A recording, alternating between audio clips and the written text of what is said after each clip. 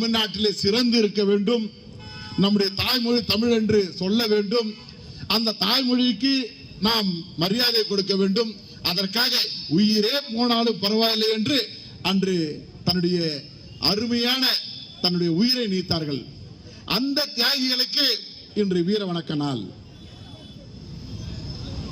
அப்படியெல்லாம் தமிழ்நாட்டை காப்பதற்காக, தமிழ்நாட்டிலே மொழியே திணிக்க கூடாது, ஒரு மொழியே திணிக்க கூடாது என்பதற்காக அன்று பெரிய பெரிய ஆர்ப்பாட்டம் போராட்டம் நடந்தது, துப்பாக்கி சூடு நடந்தது. அவர் துப்பாக்கி சூட்டிலே இருந்தார்கள், மண்ணெண்ணை ஊற்றி தன்னை மாய்த்துக் கொண்டார்கள். இப்படி தமிழ்நாடு வாழ வேண்டும் என்பதற்காக அன்று நடந்தது. அதற்காக இன்று வீர வணக்க நாள். ஆனால் இன்று தமிழகத்திலே ஒரு கொடுங்கோல் ஆட்சி நடைபெற்றுக் கொண்டிருக்கிறது. கொடுங்கோலன் ஆட்சி. கொடுங்கோலன் ஆட்சி என்றால் இங்கே ஆண்டு கொண்டிருக்கின்ற திராவிட கழகத்தினுடைய ஆட்சி, ஸ்டாலின் ஆட்சி. இந்த கொடுங்கோல் ஆட்சி இங்கே நடந்து கொண்டிருக்கின்றது. இந்த ஆட்சியை அகற்றப்பட வேண்டும். தமிழ்நாட்டில் இந்த ஆட்சி நடக்கக்கூடாது. ஒரு 520 பொய்யான வாக்குறுதிகளை தமிழக மக்கள் மத்தியிலே வீசிவிட்டு, நான் நல்லவன், எங்களுக்கு வாக்களியுங்கள், எங்களுக்கு வாக்களித்தால் நாங்கள் தமிழ்நாட்டை அதாவது மிளிர வைப்போம் என்றெல்லாம் பொய்யான வாக்குறுதி கொடுத்தார். நாங்கள் ஆட்சிக்கு வந்தவுடன் 100 நாட்களிலே அந்த கோரிக்கைகள் நிறைவேற்றப்படும். நீங்க யாராக இருந்தாலும், சாதாரண பிரஜையாக இருந்தாலும் என்னை அங்கே கோட்டையிலே வந்து சந்திக்கலாம், உங்களுடைய குறைகளை எல்லாம் சொல்லலாம் என்றெல்லாம் மக்களுக்கு ஆசை வார்த்தை கூறி இன்று ஆட்சியை நடத்தி கொண்டிருக்கின்ற ஸ்டாலின் இன்று தமிழ்நாட்டை சுடுகாடு ஆக்கி கொண்டிருக்கின்றார்கள். ஒன்றை சொல்லுவார்கள், டாக்டர் புரட்சி தலைவர் அவர்கள் ஆண்டார்கள். ஆளுகின்ற பொழுது நான் எதற்காக ஆட்சிக்கு வந்தேன் என்றால், இங்க எனக்கு முன்னால் ஆண்டு கொண்டிருந்த அந்த கருணாநிதியுடைய அரசு, கருணாநிதியுடைய அரசு என்றால் ஒரு தீய சக்தி. அந்த தீய சக்தி கருணாநிதி ஒழிக்க வேண்டும், தமிழ்நாடு வளர வேண்டும். மக்கள் வழியிலே டாக்டர் அப்படி ஆட்சிக்கு வருகின்ற பொழுதெல்லாம் இந்த தமிழ்நாடு வளர்ச்சி அடைந்தது, சுபிட்சமாக காட்சி அளித்தது. இன்று தமிழ்நாட்டினுடைய வரலாற்றிலே அனைத்து இந்திய அண்ணா திராவிட முன்னேற்ற கழகம் தான் 33 வருடம் இங்க தமிழ்நாட்டினுடைய முதலமைச்சராக ஆட்சி செய்த ஒரே கழகம் அனைத்து இந்திய அண்ணா திராவிட முன்னேற்ற கழகம். ஏன், எப்படி வந்தது? மக்கள் ஏற்றுக்கொண்டார்கள், புரட்சி தலைவரை ஏற்றுக்கொண்டார்கள், புரட்சி தலைவியை ஏற்றுக்கொண்டார்கள். ஏன் ஏற்றுக்கொண்டார்கள்? மக்களை மக்களாக கருதுகின்றார்கள், மக்களுக்காக வாழுகின்றார்கள். தமிழகம் முன்னேற வேண்டும் என்று அங்கே ஆட்சி நடத்துகின்றார்கள். ஆட்சியின் மூலமாக நல்ல திட்டங்களை கொடுத்துக் கொண்டிருக்கின்றார்கள். அவர்கள் தான் இந்த தமிழ்நாட்டை ஆள வேண்டும், அவர்கள் தான் தகுதி உள்ளது என்று தமிழ்நாட்டு மக்கள் 33 வருட ஆட்சி அனைத்து இந்திய அண்ணா திராவிட முன்னேற்ற கழகத்திற்கு கொடுத்தார்கள். சிந்தித்து பாருங்கள் தோழர்களே. புரட்சி தலைவிக்கு பின்னால், புரட்சி தலைவருடைய மறைவுக்கு பின்னால் நம்முடைய கழகத்துடைய பொதுச் செயலாளர் அண்ணன் எடப்பாடி அவர்கள் இங்கே முதலமைச்சராக பொறுப்பேற்றார்கள். இங்கே நான் சொல்லி தெரிய வேண்டும் என்ற அவசியம் இல்லை. அதிமுக ஆட்சியை பற்றி பேசினாங்க. இங்கே எடப்பாடி அவர்கள் ஆட்சிக்கு வருகிறார். அவர் 30 நாள் இருக்க மாட்டாரு, 3 மாசம் ஆட்சி நடத்த மாட்டாரு, 6 மாசம் ஆட்சி நடத்த மாட்டாரு. சொன்னாங்களா இல்லையா? சொன்னாங்க. ஆனா அண்ணன் எடப்பாடி அவர்கள் மக்கள் மனதிலே நின்று அந்த 5 வருட ஆட்சியை முடித்த ஒரே தலைவர், ஒப்பற்ற தலைவர் டாக்டர் அண்ணன் எடப்பாடி அவர்கள். ஏன்? புரட்சி தலைவர் வழியிலே, புரட்சி தலைவர் அம்மா வழியிலே வந்தவர். எப்படிலாம் ஆட்சி நடத்தினாரு? எனக்கு முன்னால் பேசினாரு, அந்த பேச்சாளர் பேசினாரு, அதுக்கு முன்னாடி பின்னாடி வந்து பேசினாங்க.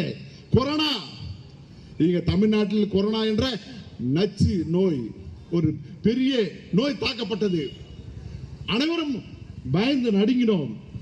இந்த நோய் உயிர்கொல்லி நோய், எத்தனை பேர் உயிரை எடுக்குமோ நாம் வாழ்வோமோ சாவோமோ, நம்முடைய சங்கதிகள் வாழுமோ வாழாதோ என்றெல்லாம் பயந்து நடுங்கிக் கொண்டிருந்த கூட பார்க்க முடியாத நேரம், தெருக்களிலே கூட நடக்க முடியாத ஒரு நேரம் அந்த கொரோனா நோய் வந்த தாக்கிய பொழுது.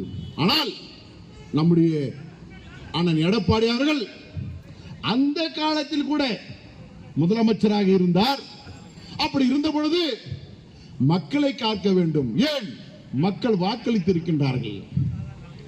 மக்கள் வாக்களித்திருக்கின்றார்கள் அதிமுகவுக்கு. மக்களால் தான் முதலமைச்சர். மாண்புமிகு அம்மா அவர்கள் சொல்லுவார்கள், மக்களால் நான், மக்களுக்காக நான் என்று அம்மா சொல்லுவாங்க.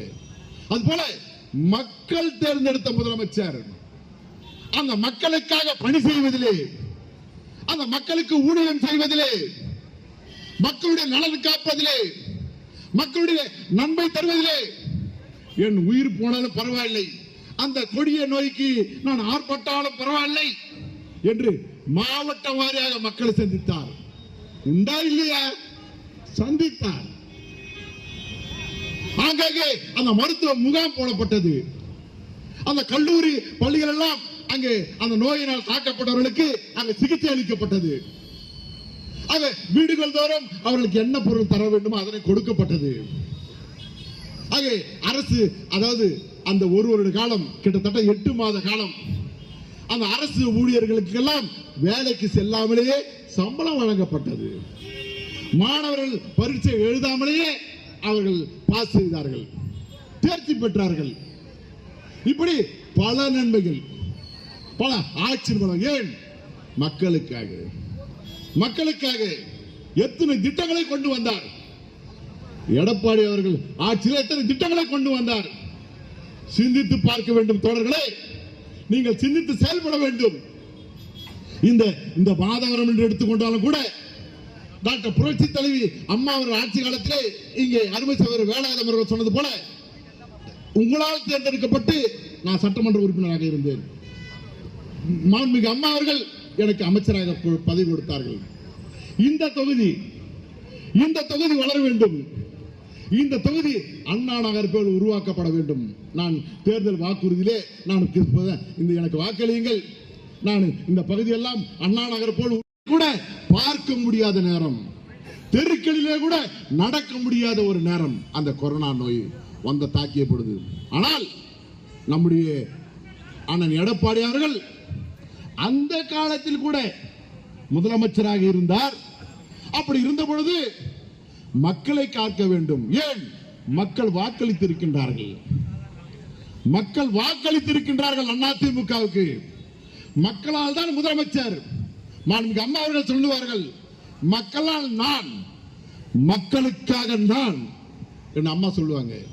அதுபோல மக்கள் தேர்ந்தெடுத்த முதலமைச்சர் அந்த மக்களுக்காக பணி செய்வதிலே, அந்த மக்களுக்கு ஊழியம் செய்வதிலே, மக்களுடைய நலன் காப்பதிலே, மக்களுடைய நன்மை தருவதிலே என் உயிர் போனாலும் பரவாயில்லை, அந்த கொடிய நோய்க்கு நான் ஆர்ப்பாட்டாலும் பரவாயில்லை என்று மாவட்ட வாரியாக மக்களை சந்தித்தார். உண்டா இல்லையா? சந்தித்தார். ஆங்காங்கே அந்த மருத்துவ முகாம் போடப்பட்டது. அந்த கல்லூரி பள்ளிகள் எல்லாம் அங்கே அந்த நோயினால் தாக்கப்பட்டவர்களுக்கு அங்கே சிகிச்சை அளிக்கப்பட்டது. அங்கே வீடுகள் தோறும் அவர்களுக்கு என்ன பொருள் தர வேண்டுமோ அதனை கொடுக்கப்பட்டது. அங்கே அரசு, அதாவது அந்த ஒரு வருட காலம், கிட்டத்தட்ட 8 மாத காலம் அந்த அரசு ஊழியர்களுக்கு எல்லாம் வேலைக்கு செல்லாமலேயே சம்பளம் வழங்கப்பட்டது.